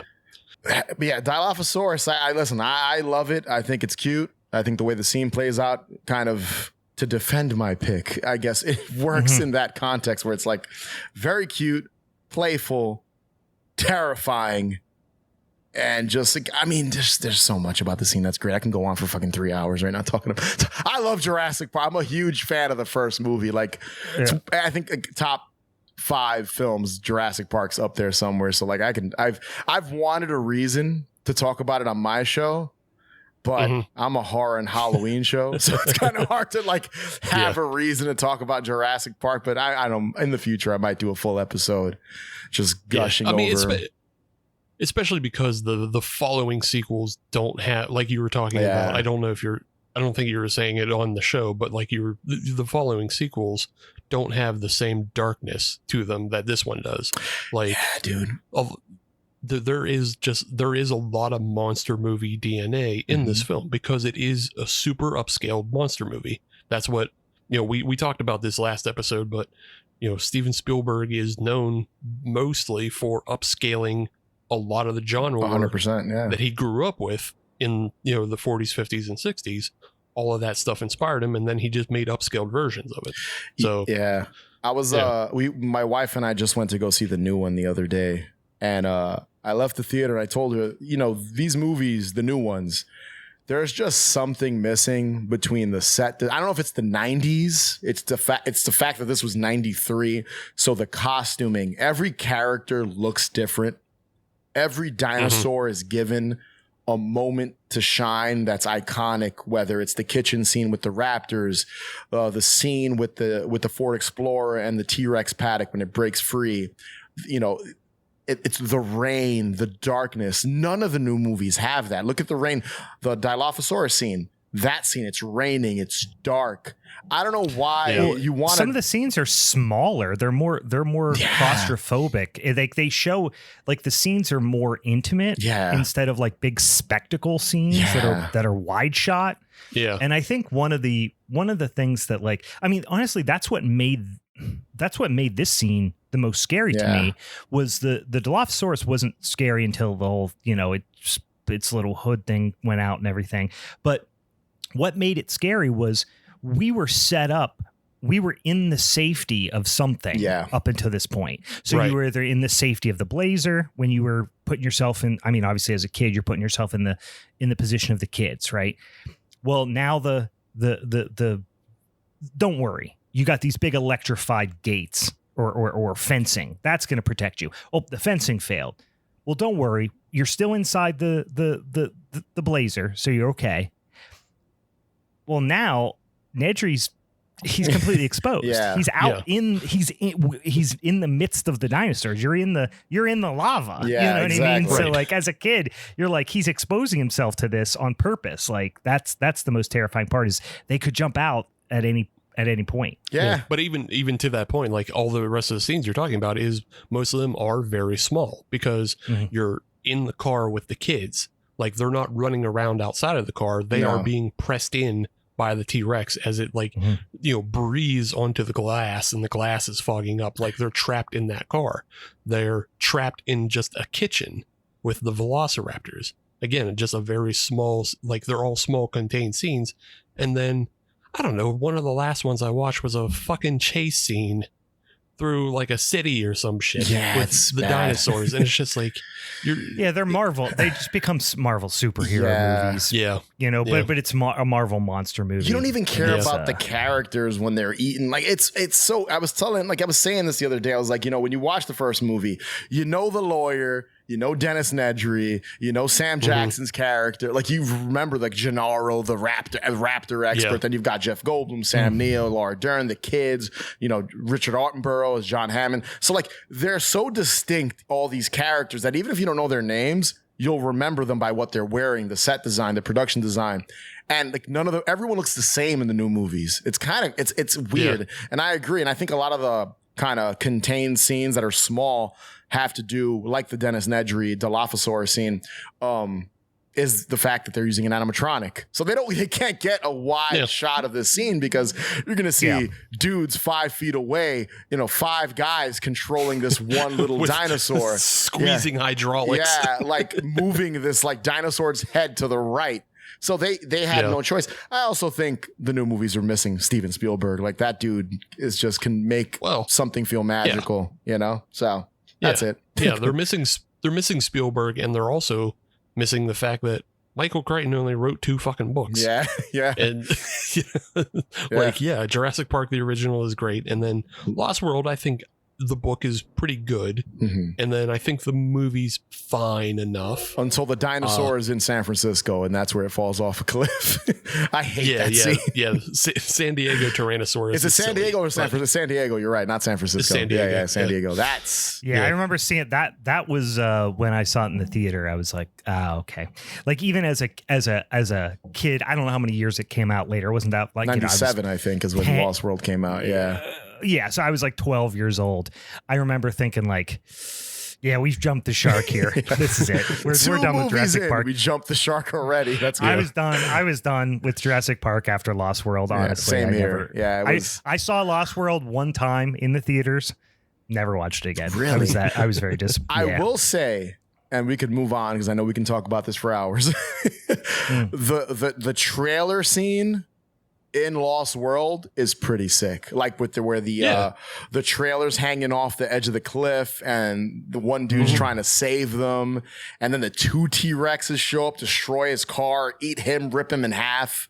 And then the trailer falls off the cliff and Jeff Goldblum and Julianne Moore and Vince Vaughn are all like hanging there as the rest of the trailer just passes them and falls into the ocean. That's a pretty sick scene. But once again, the recipe's there. It's raining. There are vehicles being destroyed. Someone's getting ripped apart by a T-Rex. It's dark. It's Steven Spielberg. It's just the way he's able to kind of craft a set piece. And I will say, like, that scene and the Ford Explorer scene and the Nedry Dilophosaurus scene, I think to this day they're like new filmmakers kind of trying to mimic what he did in those 2 movies, specifically more so Jurassic Park, the original, in contemporary film, like, you know, especially horror. A lot of horror fans, you know, love Jurassic Park because it's basically a horror movie rated PG-13. So, and they made it a little wacky haunted house scene. Yeah. You know what I mean? And honestly, if you look at them, some of them don't make that much sense. No. Like, and like the way that Ford Explorer is falling down the branches makes no sense. No. It defies all physics, right? What is Nedry even doing with the winch? Is he pulling himself down the Right, fire? Down I the forgot waterfall? what that was called. So thanks for clarifying. Winch. You're right. There you go. So, A winch is used to pull yourself up out of a ditch or out of something. Yeah. You know what I mean? Is he pulling himself down it? Like, if you think too much about the logistics of why they're doing the things they're doing or why it's happening, it will fall apart. But it doesn't matter. It's just a small, intimate, scary scene. Yeah. You know what I mean? Yeah. And it's pulled off well. So you don't even question it. You don't even think about it. Yeah. The only thing I would question is the fact that there is no lizard or reptile that big that I would accept as being cute and not dangerous on first sight. Everything we have currently alive today, Komodo dragon, alligator, crocodile, even snakes if they want to get them up that big. I would not approach anything that big as a reptile. Yeah, I think, and so I would not call it cute. I would immediately assume danger. I think in the movie they were trying to set it up because, you know, earlier you see them all like they're the baby raptor hatches from the egg. So I think, and the fact that you heard the Dilophosaurus, like the Dilophosaurus, like cage paddock, you never saw it. So when you finally do see it, you're like, all right, this is not a baby dinosaur or a young dinosaur. It's a full-grown dinosaur that's a carnivore that eats people. So I think that was what they were going for. It's like, oh, just like the stupid character who thinks it's a baby young dinosaur, it's really gonna tear him apart. So kind of like the baby raptor. They try to make. I mean, it literally does the golden retriever head cocked to the side. Right, yeah. You know what I mean? Like they're trying. As far as dinosaurs go, it's relatively cute, but it's still a dang old lizard, you know? Yeah, it still has pointed teeth. So yeah, I think actually the better example of cute but creepy is in The Lost World, where they introduce the little compies. The compies. Because they are like, one on their own is cute, but then they act as a swarm to bite that guy apart, which is actually what happens to John Hammond in the book. In the first book, he's eaten by compies, but they added a little that girl too, right? In the beginning of the movie, if I remember correctly. Yeah. The compies are the first dinosaurs you see in the movie. The little girl's like feeding it bread or something, and then out the field. Yeah, like by the beach or something, and you never see it. Yeah, and again, they did play those up as kind of cute. I'd say on the same level as cute as the Dilophosaur, in my opinion. They tried to do something where, because they're kind of like little piranhas, basically, when you really think about it, you know? Right, yeah. I'm just saying on a personal level, I would be more willing to approach a compy one, I would approach one compy on its own. I would never approach one Dilophosaurus. That far, it has a bunch of ridges and colors, and I just know that's dangerous. But a little green compy I can hold in my hand. If it bites me, I'll just smash it in my hand like a bug. That's fine. And then 50 more will run out of. That's when there's a problem. But I know. I can be tricked by a little one. Oh, I can't be tricked by one that's the size of a dog. That's a great scene too. I forgot about that scene. But when it's killing, what's his name? What's that actor's name? Peter from Fargo and Peter Stormare. Dino Velvet from 8mm. That was a great scene. Yeah. But yeah, that's my pick, Dilophosaur. I think he's cute and creepy. So, all right, that was Jurassic Park from 1993, which brings us into last, but certainly not least, my pick, which is Zoltan, Hound of Dracula, aka Dracula's dog from 1977. Anybody who listens to the show knows I'm a dog guy. I'm an animal guy. I love cats, dogs, all the. If I could figure out a way to make it feasible, I'd have one of those dang little miniature little teacup pigs running around my house. I'd have a big old potbelly pig. I like pets. I have multiple dogs. Actually, one of them was just here a second ago. He just took off. I'm a dog guy. They're cute. I love all dogs. I'm a weird person that wants to pet people's dogs. When I see them in just walking down the street, I can't stop creeping and staring at people's dogs. So I'm looking for a scary dog, right? What's scarier than a dang Dracula? And I love that this movie comes close. For those of you who are regular listeners to the show, you know how much Steve and I like to call all vampires Draculas, specifically Draculas, and call things Frankensteins. And just there's something hilarious to me. Ever since I listened to the Andy Daly Pilot Podcast Project, which if you haven't listened to it, it's like 15 years old. Go back and listen to it. Dalton Wilcox, the poet laureate of the West, calls all vampires Draculas. It still cracks me up to this day. They literally do that in this movie. I mean, they're suggesting that they are members of the Dracula family. But if taken out of context, it sounds like they're just calling vampires Draculas. And that is always funny to me. When they first say they found a Dracula tomb, it's I like cracked the fuck up. I was like, oh, wait. One, are they calling all vampires Draculas? And two, it implies that the countryside is lousy with Dracula tombs. So many. It's just like they found a groundhog hole. They found a Dracula tomb. Don't slip and fall, twist an ankle in a Dracula tomb. All right. So this movie, I'll mention right off the bat, part of the reason that I got turned on to this movie is it is directed. Did you guys look at all about who directed this film? I did not. No, I didn't have time. This is directed by one Mr. Albert Band. Oh, yeah. I saw his name in the producer credits. And yes, if you're asking yourself, is that Charles Band's dad? It sure is. Oh. This is directed by the father of the director of such modern masterpieces as Head of the Family and Gingerbread Man and an Evil Bong and all those and the guru of Full Moon Features. Puppet Master, right? That's him too, right? Puppet Master, absolutely. Dozens and dozens more. Yeah, so this is Charles Band's dad, Albert Band. Certainly not as expansive of a filmography as his son. But he obviously comes across schlocky, low budget horror, honestly. So this movie starts out, and I'm obviously not going to go through the whole, but I'll set up the key plot points here. The Romanian military stumbles upon a dang Dracula tomb, and one of them is one of the two of the coffins in the Dracula tomb are empty, and they got to figure out where them dang Draculas go. One of the tombs or coffins is a dog coffin. They don't realize this, but this also bit of important pop culture trivia. This movie answers the age-old question. We finally get the answer of who let the dogs out, and that answer is Laszlo. Laszlo of the Romanian military let him out. Ended up going to America.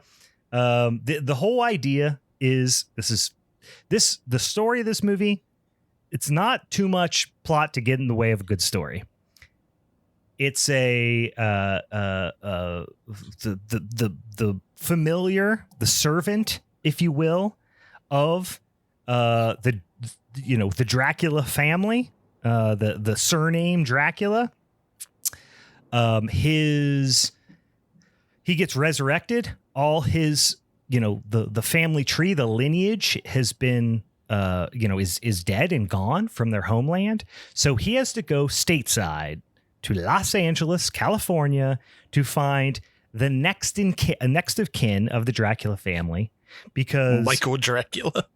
Yep, sure is, because Igor was his Igor Dracula was his which, first of all, Igor Dracula, that sounds kind of like a Fumu feature, really, if you think about it by itself. Yeah.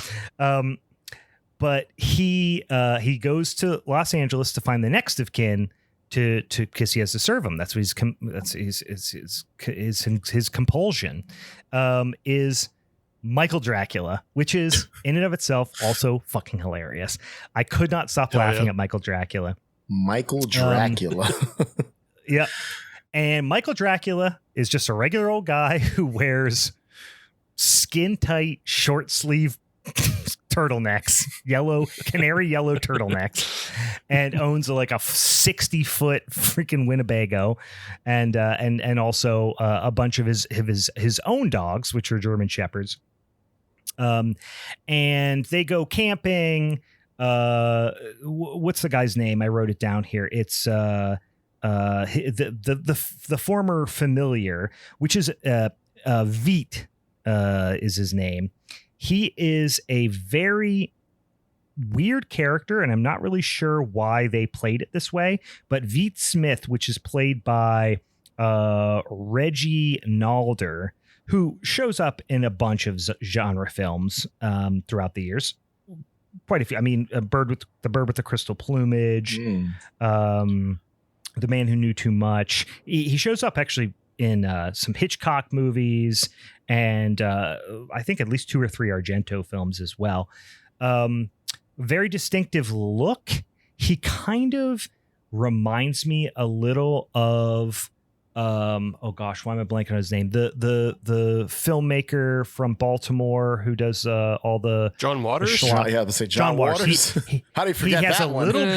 I don't know. I couldn't remember his name. He looks a little bit. I knew where he was from, and I could name 5 movies, but I couldn't think John Waters.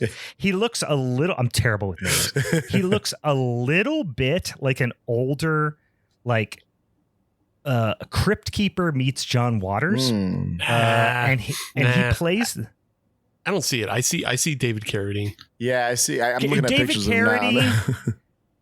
Yeah, he reminds me of in his younger days, perhaps a little bit more of a John Waters look. But in any case, he doesn't really have any lines necessarily in this movie. He just looks at the camera a lot and just purses his lips, which is a very weird acting decision. I'm not really sure why they went that route, but he kind of controls.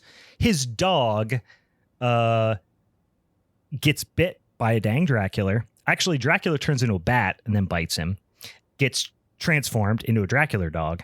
And then you would think that he would, have his familiar and then say, oh, you need a companion. I'm going to turn your dog. No, other way around. I turned your dog, and then I guess, I'm not going to leave you without your dog. So now I'm going to turn you human man.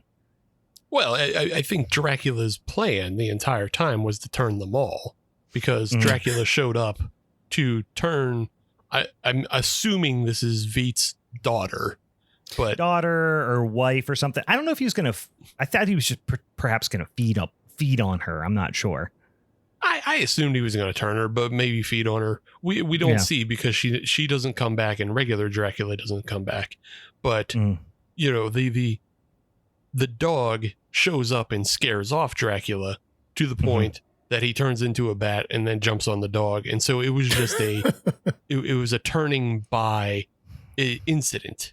You know, it was just, it was an opportunist jump bat. You're thing giving that this a lot of credit. And this is of course Igor Dracula, not Michael Dracula. This is this is who he becomes, which actually, now that I think about it, it's not a Charles Band movie. Igor Dracula is the name of like some spooky themed like WCW jobber that just showed up for Halloween Havoc one year. Igor Dracula. Oh man, that needs to happen now. Yeah. Igor Dracula.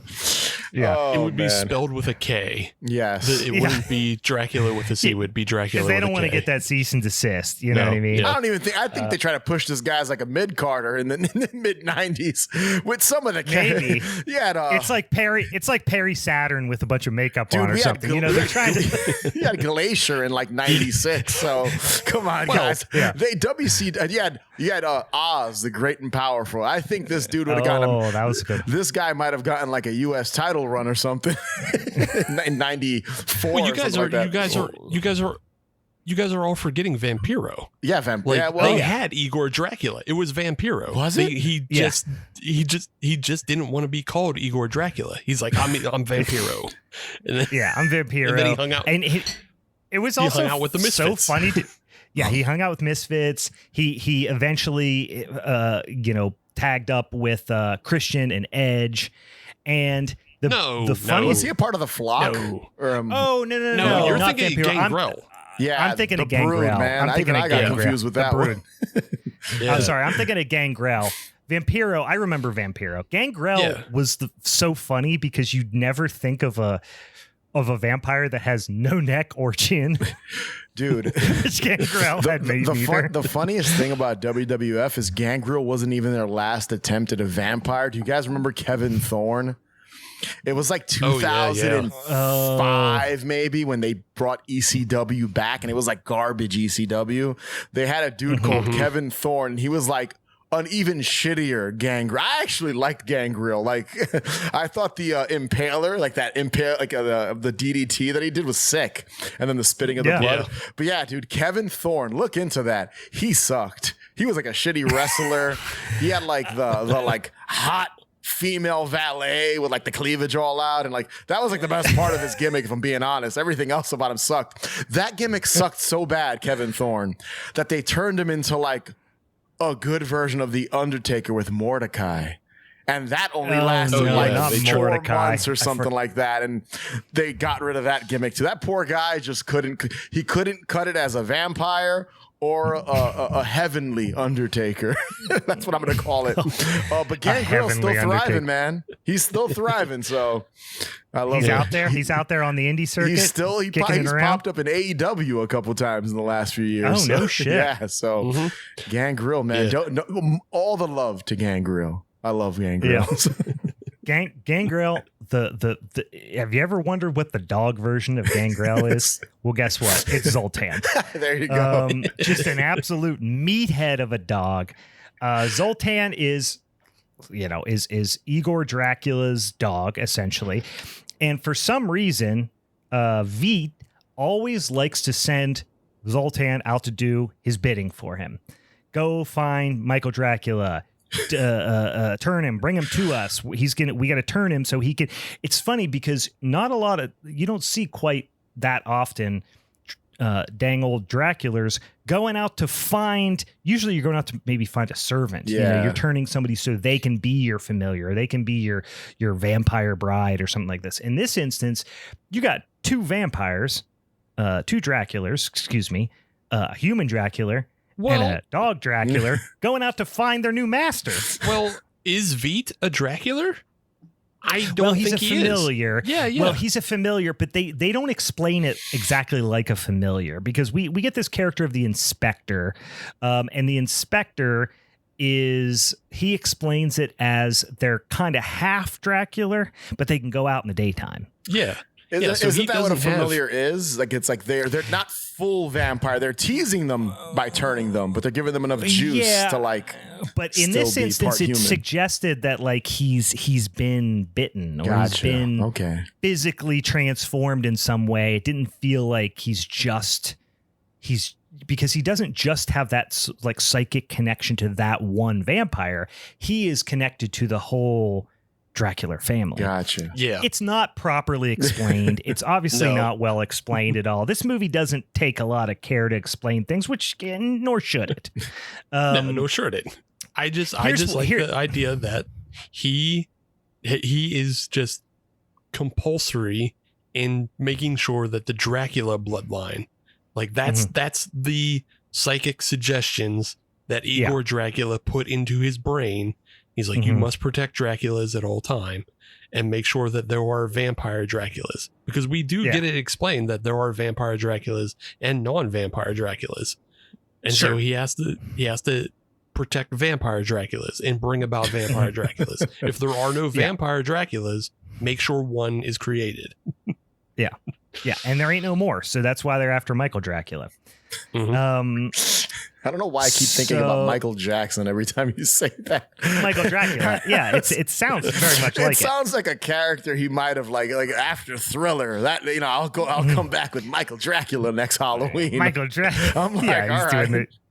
Cool. He's still doing the shoulder thing. He's just repurposing it. It's basically Thriller with vampires. Yeah. So Veet is always giving Zoltan psychic commands. Michael Dracula is just out there trying to live his life as a dad and husband. And the inspector, gets the idea that, boy, he's going after the next of kin. So he goes to Los Angeles to track him down because he knows where he's going. Zoltan is played by a Doberman Pinscher, which is a very well-trained dog, does some awesome animal acting, is an intimidating dog, is also a cute dog. But you don't think it's a cute dog? I think it's a cute dog. I'm looking at pictures. I don't think any of these Nazi dogs are fucking cute. Imagine with his little ears down. And he just walked up to you. No. I will say I'm looking at a picture right now of said dog in a coffin with a little cloak around him. It's pretty cute. Yeah. Well, here's the best thing too about this movie is they keep showing the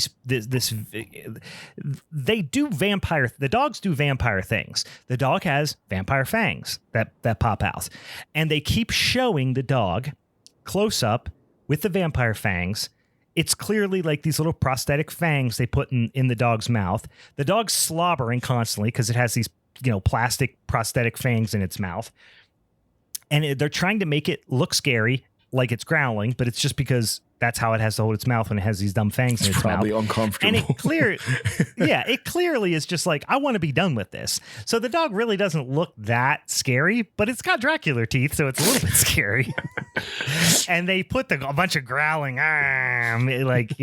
almost Wolfman-like sounds over it when it does this. And then it always has its face just like covered in blood. Yeah, I see that here. And then the character of Zoltan does do some pretty gnarly shit. There's this sequence where the family, Michael Dracula's family, his wife and his two kids, they have their dogs with them on vacation. They're on this camping trip out in some national forest somewhere. They've got a little puppy with them as well, a little tiny German Shepherd puppy. They just put it down, forget about it. It runs away. So there's this whole story, this whole like subplot of like they got to go find this puppy. Well, guess who finds it first? Zoltan. Zoltan just munches it. He literally just probably 3 or 4 times throughout the movie, Zoltan actually walks up to a human or another dog and bites its neck and sucks its blood like a vampire, which is the cutest thing I've ever seen in my life, and spooky and silly. Okay, so I'll make my final points on why this is the cutest and creepiest movie of all time. Zoltan's always drinking people's blood. He's always, just doing good boy stuff, running around. If a good boy was dang Dracula, obviously. The final scene, well, there's a final showdown between Michael Dracula and Zoltan. Michael Dracula has like a stake, or I think he has maybe his pistol at that point. I forget. Which is funny because Michael Dracula doesn't have like, this is 1977. The 1977 gun is like a snub-nosed 357, or snub-nosed 38, perhaps. Like that's what I think about when I think about like a cop movie in the 70s. No, Michael Dracula has a damn Colt 45 Peacemaker, like a straight-up cowboy gun. For some reason, it looks like a cap gun. It doesn't even look real. It's like, where did you buy that at? It looks like you bought it at a souvenir store at the fucking rodeo. It may have been passed down to him because like we do learn throughout the film, like Michael Dracula is aware that he's a Dracula, and so it's very likely it may have been passed down through the family that he could be like, hey, here's your gun to protect yourself. That's why he's so obsessed with the gun, because he knows at any time a Dracula could show up and try to make him a vampire Dracula. Could be. But he does have a final showdown. Mikey Drax and Zoltan.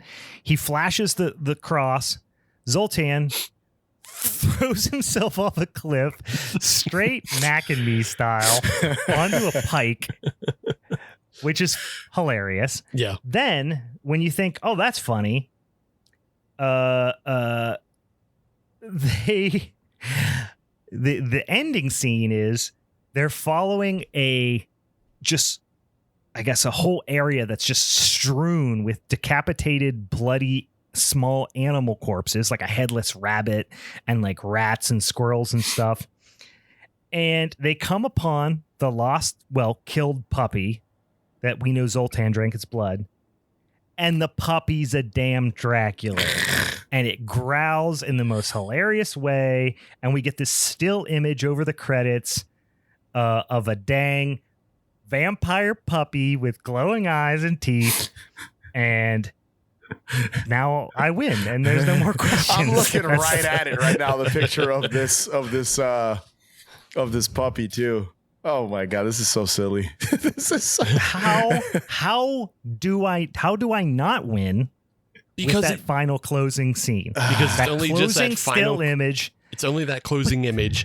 And you can't that's just the cherry on top of the sundae. The puppy is cuter than the main dog, and I too love dogs. Of course, it's a puppy. Yeah, it's a puppy, so it's always going to be cute. The main dog though looks pretty menacing for the most part, from what I could see. Well, you got to. He's a dang Dracula. What are you going to do? Never cute. Listen, I have a golden retriever here. He was here 2 seconds ago. I couldn't make him menacing to save my life. Yes. He's got a wrinkly stupid face. He always looks stupid. He's not menacing. You have to at least pick a menacing breed to be do you think Dracula is going to have a dang golden retriever? Well, I think I do agree. This breed does work for a Dracula vampire dog. Like, it does make sense. The puppy's kind of ridiculous. Yeah. He's got to be pointy. Yeah. No, it works perfectly as a Dracula dog. Of course, Dracula would have some sort of Nazi dog. In this case, it's the golden retriever, or not the golden retriever. It's the Doberman. Doberman. Yeah. And then Michael Dracula is sort of only has kind of a Nazi dog because he has a German Shepherd, so like it's Draculas are just obsessed with Nazi dogs. My point is those dogs, I mean, I think German Shepherds are cuter. I agree. Yeah. Those dogs aren't cute in general. Like, I don't find those dogs cute. You're being breedist right now. Yeah, absolutely. I don't care. Yeah. I mean, I'm looking at the photos of it. It is cute that they're like shoving these fangs into its mouth and then trying to make it look intimidating by pouring fake blood. I feel for the dog. I'm like, damn, this poor dog must have hated every day on set. Like, this dog was, I'm sure this is way before PETA was like attacking people with paint and stuff, because I'm sure this they let him rip stuff up. Yeah. They let him go from the freaking top rope, which we didn't get into, but the inspector takes Michael Dracula over to his vampire killing cabin for whatever reason. The inspector, I could talk for an hour about the inspector. He has no plan ever. That is his plan. He doesn't have a plan, and he never figures one out.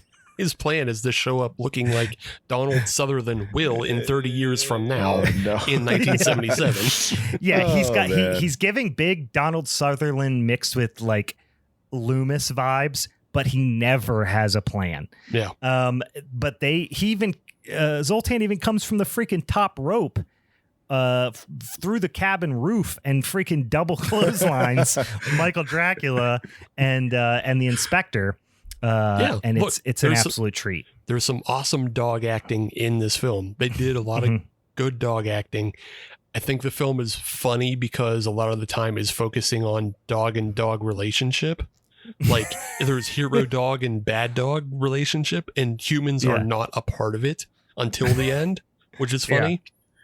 I did want to go to the very end scene because I couldn't get it out of my mind, but when Michael Dracula just opens up his 70s button-up shirt to reveal he's got this hairy chest. He's got this hairy, greasy chest with a fucking cross on it. And then the dog throws itself off the cliff. I imagine that the dog wasn't affected by the cross, but it was in fact just a huge homophobe, and it just said, dude, I'm not gay. Oh, and jumped off the cliff. Oh man. Just imagine a dog going, I'm not down for that gay shit. Oh my god. Too much man chest there with the hair. Just super homophobic dog. Yeah. I like that idea. That makes it even funnier. Because dogs don't have religion, so why would the cross affect him? Dracula dog. Yeah, but no, it doesn't matter. He doesn't have religion. He should be impervious, which is he's more Dracula he is the than Hound dog. of Dracula. So, but he's not impervious to homophobia, is what I'm saying. No. That's true. That is true. I'm not gay. Greasy, no hairy. way, dude, I'm not even gay. Oh my god, greasy man. I'll be honest with you. The one thing I'll take away from this entire film is the name Michael Dracula. I'm definitely gonna be using that in something in the future. Michael Dracula. That I already have ideas simmering right now for something I'm writing, and I need a name. Michael Dracula sounds about right. Michael Dracula. There it is. It's up for grabs. My favorite part, and I'll leave on this, is we didn't even talk about this scene, but when they go to the inspector's vampire killing cabin, and again, no plan. They just go in and then stay in there. When the dogs all attack, they all start kicking the windows in. Oh, yeah. You see these little paws kicking the windows in is fantastic. Oh man, I love it. And the idea of a dog just like cop kicking a window in is hilarious to me. I'm watching this tonight, by the way. It's a treat. I think I've seen it. It sounds familiar, but I've probably watched it once and have not revisited in quite some time. I mean, just like any low budget, movie of, imagine a late 70s low budget horror movie, it could lose about 15 minutes, which would, it's only maybe an hour and 20 something minutes as is. So like they're stretching it to get to feature length. I won't lie. It could lose 15 minutes, but it is just a silly summer stupid movie to watch and just throw in the background and like half pay attention and it's fine. Because you're going to get the funny scenes. You're going to get the silliness. You're going to get the spookiness. There's not really much plot to worry about. It's a damn Dracula dog. You got it. You got the whole thing. The only thing that if you don't pay attention, you might miss is that Michael Dracula, because they don't call him Michael Dracula like we are. No, obviously. And you might miss early on that he is of the Dracula bloodline. Gotcha. But it's silly and it's stupid and it's got dang cute Dracula dogs. And that's it. Dracula puppies. I'm inspired. If the movie went further and had a box of puppies get turned into Draculas and then have those Dracula puppies attack somebody, I would be far, far more on board. Right now, though, it is it is one really ugly dog I don't care for, and then a couple other dogs that I think are okay. And How dare you? And then one puppy for less than a minute. And I just cannot say that is far cuter than a bunch of dumbass sheep who do the exact same things in this film. In Black Sheep, they do all the things in Zoltan, and then some, because one of them bites a penis and they fart. At least we get some variety, because all the sheep look the same. All You've seen one sheep, you've seen them all. Except for the hot dogs. Sheep. What are you talking about? There's a hot sheep. There's variety. Well, that's really the only two. And then there's a were sheep, and then there's the but those are sexy sheep, the hot sheep that we talked about. Yeah. Oh no, I don't know. That's a tough one for me. All right.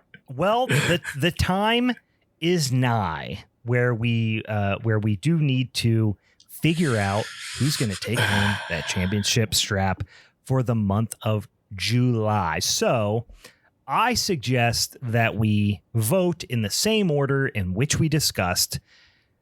Now, let's get this out of the way at the top. Is anybody, typically speaking, we picked our movie. Most folks will vote that their movie, they still hold true to their movie. They think it's the best pick, and then they pick their second option. Is everybody still on board with their own movie? Yes. Yeah. Okay. I am as well. So what it comes down to then is, what is your second pick? So Steven, between Jurassic Park and Zoltan, Dog of Dracula, Hound of Dracula, aka Dracula's dog, which do you prefer? I have one question. Yeah. I mean, I think I know the answer, but just a question. Just to pose it to you to get confirmation. When the Dracula puppy is bitten, and it turns, when the puppy is bitten and turned into a Dracula puppy, yes, is it going to stay a puppy like Kirsten Stewart in yes. in Interview with a Vampire? So it just stays a puppy forever. Okay, of course it is. An evil puppy for the rest of its life. Yeah, it's never gonna. You don't Kirsten get Stewart, it. You don't Kirsten get Dunst.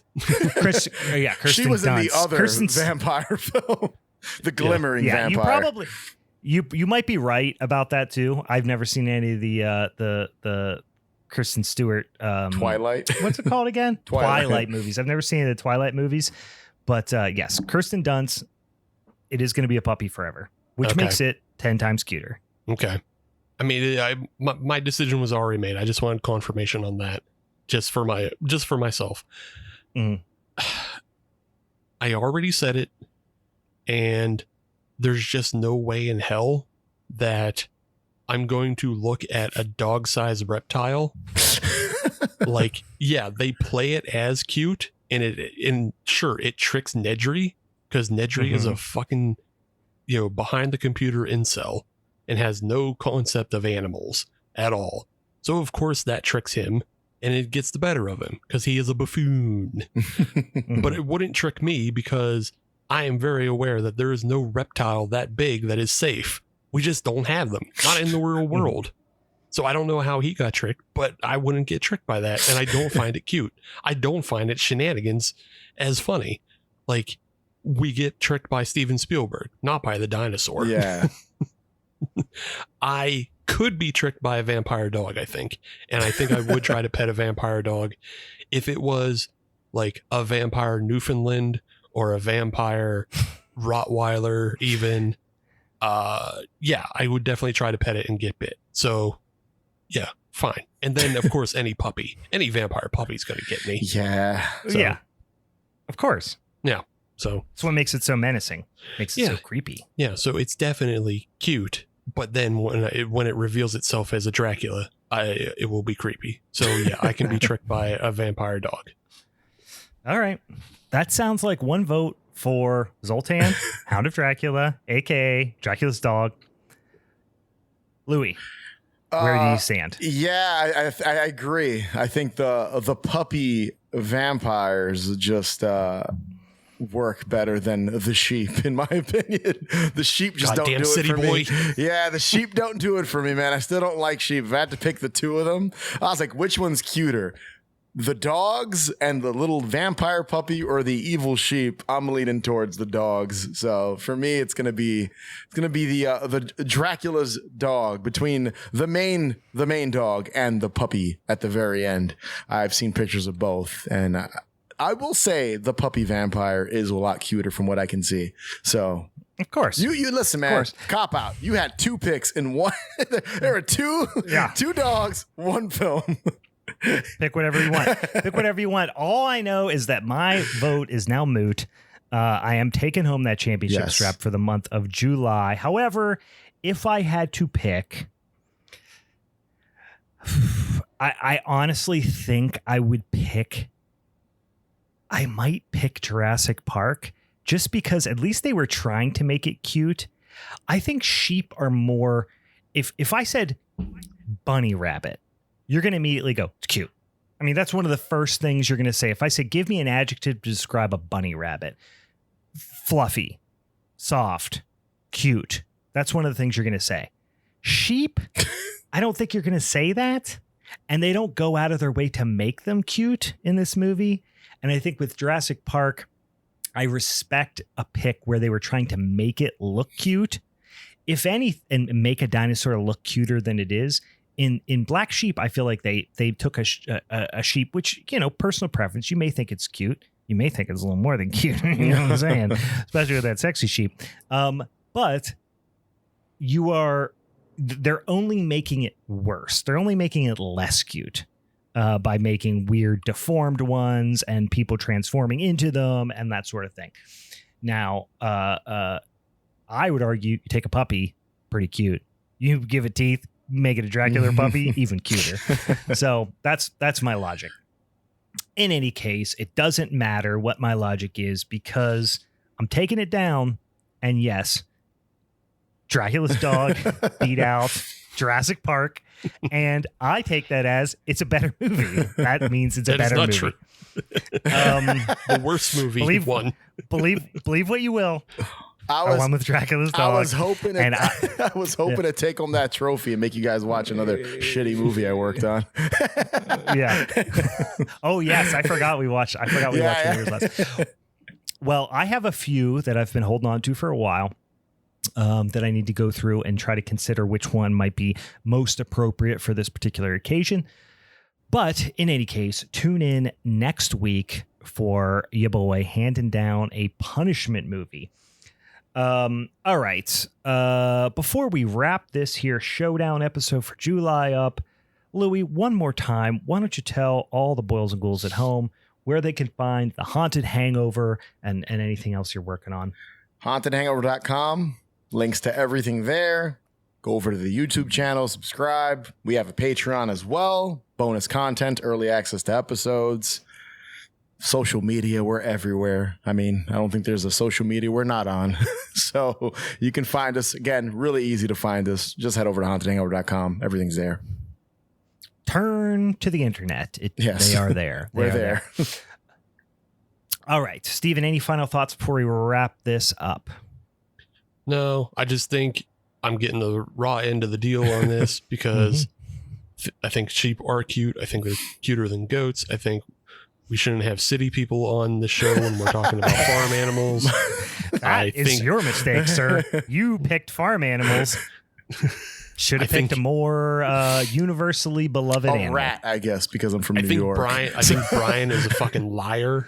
I think Brian is a liar because there's no way if we stuck a sheep and a real Dilophosaurus in the same room with him that he wouldn't try to pet the sheep before he tried to pet the Dilophosaurus. You know how dangerous one of those it is things I'm now. going to pet.